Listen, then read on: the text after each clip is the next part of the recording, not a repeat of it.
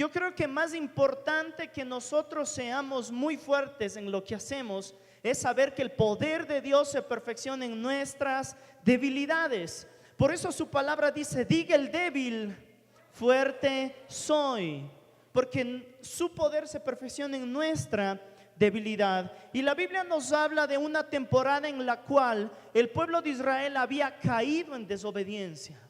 El pueblo de Israel había cometido una serie de pecados. A lo largo del Antiguo Testamento nosotros vemos que el pueblo de Israel se arrepentía y volvía a pecar, se arrepentía y volvía a pecar, como solemos hacer nosotros.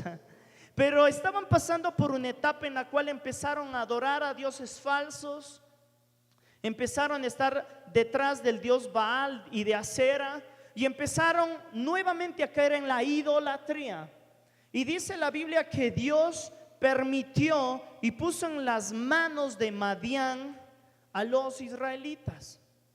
Entonces los madianitas estaban atacando al pueblo de Dios y los oprimían de una manera muy fuerte. Y la Biblia nos habla en el libro de Jueces que era tan grande la opresión que los israelitas tenían que esconderse en cuevas, en montañas y en cavernas para no ser destruidos por Madián. Y dice que ellos pasaban de lado en lado escondiéndose. Ahora pensemos un instante, un pueblo que había sido bendecido, un pueblo que tenía muchas comodidades a causa de Dios, de un momento para el otro, al caer en pecado, entra en un tiempo de persecución. Entra en un tiempo en el cual tenían que salir huyendo a cuevas, tenían que estar, dicen, en lugares fortificados y no podían estar en paz. Quizá usted se ha sentido muchas veces en su vida como que está huyendo de algo, como que a veces hay un problema, un área en su vida que le persigue, que no sabe a dónde más ir. Y pasa el tiempo y pasa el tiempo y usted parece que quiere huir, pero esto sigue detrás de usted. Yo no sé qué problema tiene usted en su vida, pero quizá a veces podemos ver cómo el enemigo empieza a ganar terreno en nosotros y nos persigue y nos da ganas de salir huyendo y escondernos en lo más profundo. Y el pueblo de Israel estaba pasando esta situación. Querían esconderse, quería que nadie les vea, quería estar en un lugar oscuro. Y el versículo número 3 de Jueces, el capítulo 6, si me ayudas por favor en la parte de atrás, Jueces, el capítulo 6, el versículo número 3, nos dice lo siguiente: Israel había sembrado, subían los madianitas y amalecitas y los hijos del oriente con ellos, subían y los atacaban. Diga conmigo, atacaban. Y acampando contra ellos, versículo 4, destruían los frutos de la tierra hasta llegar por Gaza, y no dejaban que comer en Israel, ni ovejas, ni bueyes, ni asnos, porque subían ellos y sus ganados y venían con sus tiendas en grande multitud como langostas. Ellos y sus camellos eran innumerables. Así venían a la tierra para devastarla. Versículo 6.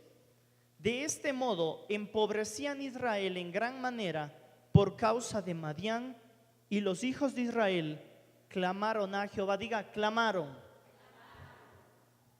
Fíjese lo que acontece.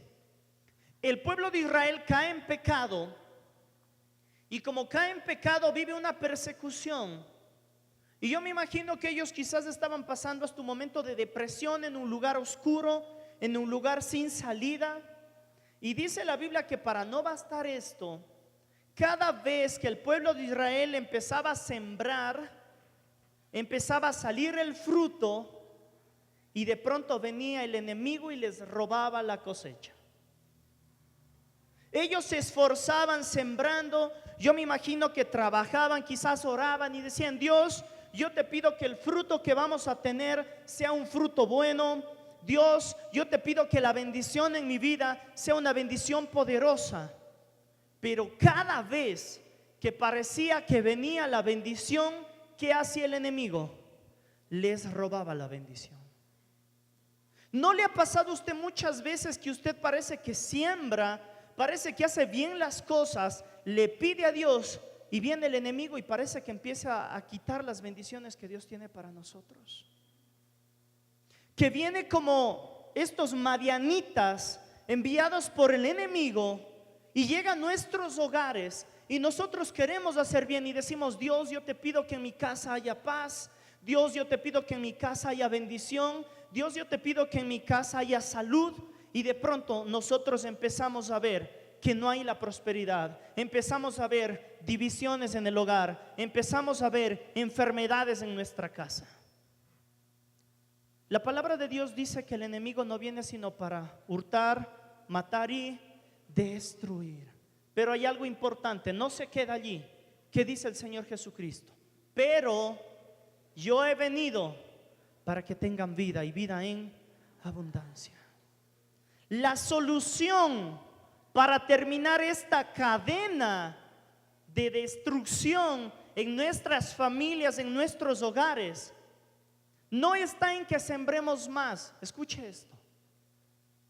No está en que nos esmeremos más. Usted puede trabajar toda su vida en tratar de tener la mejor familia, pero usted necesita del creador de la familia para tener familias fortificadas. La Biblia nos habla y dice: en vano trabajan si el Señor no edificare la casa. Y vemos que ellos se esforzaban, se esmeraban, trataban de hacer bien las cosas y al final se robaban la bendición. Y vemos que el enemigo quiere hacer esto en nuestros hogares. Pero todo llegó a un punto final. ¿En qué momento fue que terminó el robo a aquella nación? En el momento que ellos clamaron a Jehová.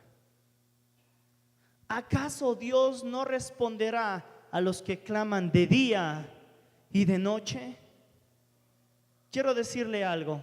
Siempre que nosotros clamamos, siempre que nosotros oramos, Dios tiene preparada la respuesta para nuestras vidas. Pedid y se os dará. Buscad y hallaréis. Llamad y se os abrirá. Porque el que busca, halla. Y puede que con una época como con los madianitas usted pase buscando y no vea la solución. Pero quiero decirle algo: las oraciones que usted ha dado han llegado al trono de Dios. Y Dios va a responder cada una de nuestras oraciones. Y podemos decir: somos vencedores en Cristo Jesús, aún en medio de dificultades. Y sabe, este pueblo de Israel, ¿sabe por cuánto tiempo fue perseguido? No pasó persecución 1 mes ni 2 meses, 7 años en persecución. El número 7 tiene un simbolismo muy importante, nos habla de la perfección de Dios. 7.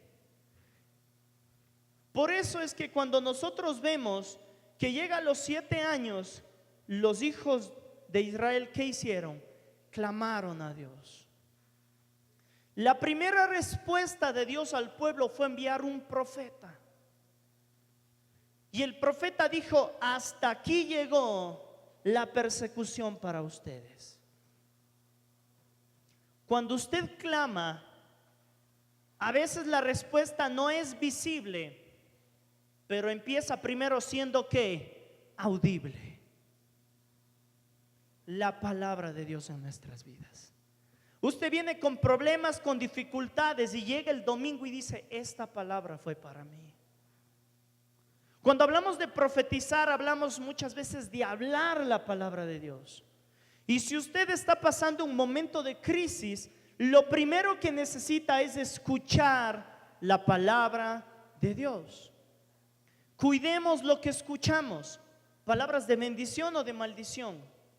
¿Qué estamos escuchando y qué estamos dando? Yo me imagino que esta generación de los israelitas, aquellos niños que tenían 10 años, empezaron a ver una persecución hasta los 17 años. Quizá cerraron sus oídos para escuchar la palabra de Dios, porque vivían un momento de crisis. Y lo primero que llegó fue la profecía. Lo segundo que llegó, dice que llegó un ángel y se presentó a una persona. Vamos a nuestra Biblia, por favor, a Jueces, el capítulo 6, el versículo 11. Jueces 6, 11.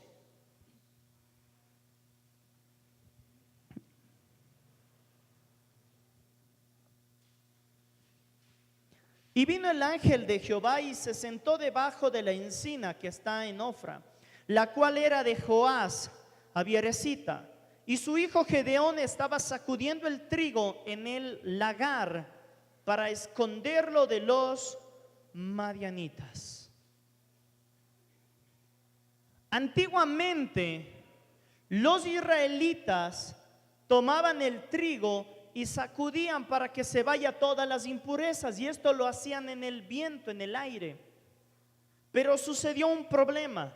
Como eran perseguidos por los madianitas, dice la Biblia que ellos llegaban cuando era el tiempo de la cosecha, por lo cual ellos tenían temor. Quizás algunos decían: ¿para qué vamos a sembrar si al final alguien más nos va a robar? ¿Para qué vamos a trabajar si al final van a venir y nos van a quitar lo que tenemos? Quizás como nación estamos viviendo un tiempo de crisis parecido, ¿verdad? Queremos trabajar y escuchamos que vienen personas a robar las bendiciones. Y vemos que el pueblo de Israel vivía esto. Pero hay algo interesante. Había un hombre llamado Gedeón que estaba sacudiendo, pero me llamó la atención en donde estaba sacudiendo. Dice: en el lagar. Diga conmigo: lagar. Observe esto. Cuando ellos sacudían el trigo, lo hacían de esta manera o lo golpeaban. Pero el lagar era un lugar donde se hacía el vino. Era un lugar hecho de cemento, en lo cual ellos llegaban, se paraban encima de las uvas y empezaban a sacar el vino. Por lo cual el lugar donde ellos estaban, o donde Gedeón estaba sacudiendo, no era el lugar donde se hacían normalmente las cosas. Cuando estudiaba esto decían: era un lugar escondido. Y hoy quiero decirle algo. Vino el ángel, le llamó a Gedeón cuando él se encontraba sacudiendo el trigo, quizás escondido en un lugar, con miedo, con temor. Si usted está pasando por un momento difícil, si su familia está pasando por un momento difícil, hoy quiero decirle que en medio de ese temor, en medio de esa frustración, Dios puede empezar a enviar emisarios para que usted pueda escuchar lo que Él tiene para usted. Nosotros aún creemos en los ángeles. Nosotros aún creemos en que Dios hace las cosas poderosas. Y mientras él estaba escondido, quizás avergonzado, en un lagar, vino el ángel de Jehová. Y observe lo que le dice, Jueces 6, 12 y 13. Y el ángel de Jehová se le apareció y le dijo: Jehová está contigo, varón esforzado y valiente. Quiero que un momento le vea al que está a su lado y dígale: Jehová está contigo. No, vamos, dígale más fuerte: Dios está contigo. Ahora dígale: Dios está con nosotros. Le decía a mi hija esta semana: si Dios es con nosotros, ¿quién contra nosotros? Y el ángel de Jehová, póngale por favor el versículo aquí. El ángel de Jehová no le dijo: oye, Gedeón, esfuérzate más. Oye, Gedeón, siembra más. Oye, Gedeón, haz esto o aquello. Lo primero que el ángel le dice: quiero que tú sepas que aún en medio de tu crisis, Dios está contigo. Y no solamente Dios está contigo, Tú no eres una persona miedosa. Tú no eres quien tú crees que tú eres por estar escondido. Tú eres un varón esforzado y valiente. Y cuando estamos atravesando problemas, debemos recordar las palabras de Dios. Estás pasando un problema, quiero que sepas que Dios está contigo. Estás pasando una tribulación, tú eres hijo de Dios. Pecaste delante de Dios, pues Dios no te separó. Tú eres santo, santo, escogido por Dios. Tu familia es escogida por Dios. Y cuando los demás digan, esta familia es una familia de división, usted declare en fe y diga, no, porque Dios dijo que yo y mi casa serviremos al Señor. Esto es empezar a escuchar la palabra de Jehová en su vida. Este hombre quizás estaba escondido en el lagar, pero de pronto viene Dios y manda una palabra, y primero manda un emisario y le dice, quiero que sepas que aunque el enemigo te está robando la bendición, yo estoy contigo. Quiero que sepas que aunque tú has pensado que tú eres débil, que aunque tú has pensado que tienes una familia muy débil, vamos a ver más adelante, tú eres una persona esforzada y valiente. Este hombre más adelante va a decir, es que yo vengo de una familia pequeña. Delante de Dios no hay excusas. Cuando Dios hace un llamado a su vida, Dios es el que le va a proveer para hacer todas las cosas a usted. Y aquí dice, Jehová está contigo. ¿Qué más poderoso que escuchar esto de aquí? Pero en el momento de crisis, seamos honestos, a veces es difícil pensar esto. Como seres humanos nos desanimamos. Y observa el versículo 13, por favor, la respuesta de Gedeón. Y Gedeón le respondió, Señor mío, si Jehová está con nosotros, ¿por qué nos ha sobrevenido todo esto? ¿Y dónde están sus maravillas que nuestros padres nos han contado diciendo, nos sacó Jehová de Egipto, y ahora Jehová nos ha desamparado y nos ha entregado en manos de los madianitas? Versículo 14. Y mirándole Jehová le dijo, ve con esta tu fuerza y salvarás a Israel de la mano de los madianitas. ¿No te envío yo? Siguiente. Entonces le respondió, Señor mío, ¿con qué salvaré yo a Israel? He aquí que mi familia, ¿qué es? Pobre en Manasés, y yo el menor en la casa de mi padre. Siguiente versículo. Jehová le dijo, ciertamente yo estaré contigo y derrotarás a los madianitas como a un solo hombre. Gedeón empezó a poner excusas. No, Dios, es que ¿cómo voy a lograr algo yo? Mi familia es pobre. ¿Cómo voy a lograr algo yo si yo soy el menor de todos? Y vemos que muchos de los siervos de Dios ponían excusas, ¿no? Quizá Moisés, no, Dios, es que yo asesiné a alguien y aparte soy tartamudo. No, Dios, es que yo soy solo un niño. No, Dios, es que yo tengo pecado en mi boca. Y quizás muchos tenían excusas. Pero en medio de un pueblo, en medio de un pueblo con una situación difícil, las excusas no son suficientes. ¿Acaso cree que Dios no le conoce a usted? A mí me causa hasta gracia, ¿no? La gente diciéndole, Dios, es que yo no te puedo servir si tú supieras cómo soy yo. Le está diciendo a Dios, ay Dios, si tú supieras mis debilidades. Conozco tus debilidades, pero yo sé que mi poder se perfecciona en tu debilidad. Y quiero decirle algo esta mañana. La debilidad no es un obstáculo para Dios, sino un canal a través del cual Dios puede obrar poderosamente en su vida. ¿Qué tal si le ve al que está a su lado y dígale un instante, somos llamados para vencer?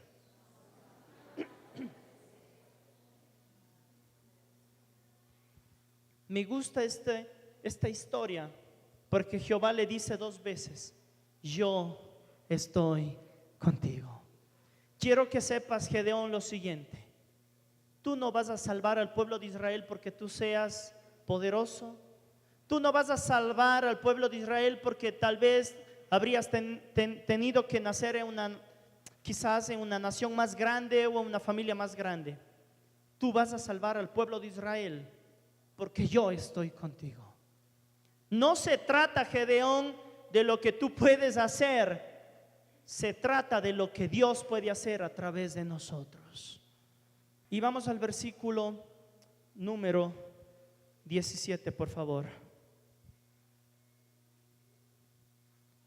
Y él le respondió: yo te ruego que si he hallado gracia delante de ti, me des señal de que tú has hablado conmigo. A mí me llama la atención algo, ¿no? Imagínese usted que un día está trabajando y de pronto se le aparece un ángel. ¿Qué haría usted honestamente en ese momento? Usted ve un ángel, ¿qué hace usted en ese momento? Yo me salgo corriendo quizá de ahí, ¿no? Yo me desespero y digo, uff.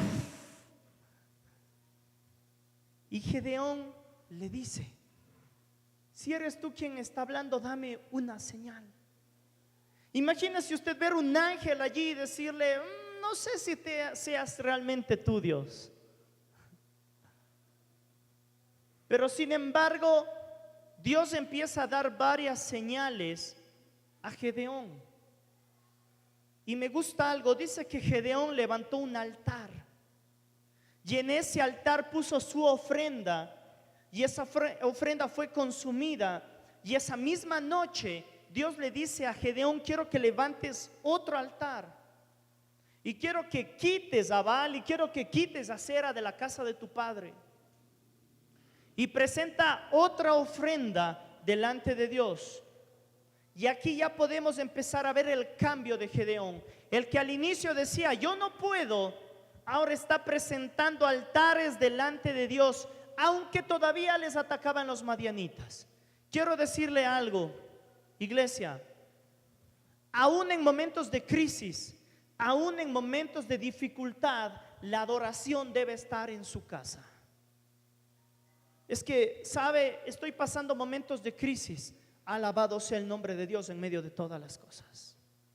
El enemigo está destruyendo mi familia, me está robando la bendición.